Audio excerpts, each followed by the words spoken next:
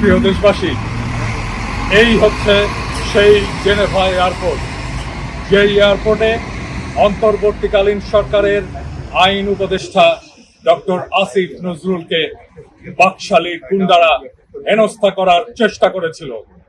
আমরা আজকে আবার ঠিক একই জায়গায় হাজির হয়েছি।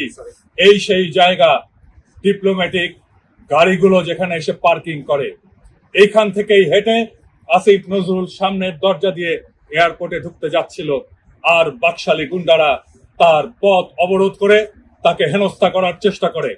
আপনারা সবাই জানেন, ব্যক্তিগতভাবে আমি আসিফ নজরুলকে খুব একটা পছন্দ করি না, কিন্তু আসিফ নজরুলকে হেনস্থা করাটা একজন ব্যক্তি আসিফ নজরুলকে হেনস্থা করা না, এইটা বিপ্লবের সরকারকে হেনস্থা করা। আমরা এটা কোনোভাবেই মেনে নেব না। আমরা এখানে হাজির হয়েছি যেখানেই বাকশালীরা আমাদের বিপ্লবের সরকারকে, বিপ্লবের প্রতিভূকে তারা এসে হেনস্থা করার চেষ্টা করবে, আক্রমণ করার চেষ্টা করবে, আমরা সেখানে ইউরোপবাসী এসে, প্রবাসীরা এসে সেই জায়গাতেই প্রতিবাদ সমাবেশ করব। আজকের প্রতিবাদ সমাবেশ বাকশালী ফ্যাসিস্টদের উদ্দেশ্যে আমাদের একটি বার্তা।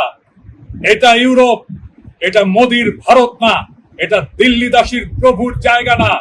এই ইউরোপ বিশ্বযুদ্ধ করেছে ফ্যাসিস্টদের সাথে লড়াই করার জন্য। এই ইউরোপে ফ্যাসিস্টদের কোনো জায়গা নেই। যেখানেই ফ্যাসিস্ট বাকশালীরা আসবে সেখানেই প্রতিরোধ হবে। এইখানে আমরা প্রতিরোধ শুরু করলাম। আওয়ামী লীগের ইউরোপে কোনো জায়গা নেই।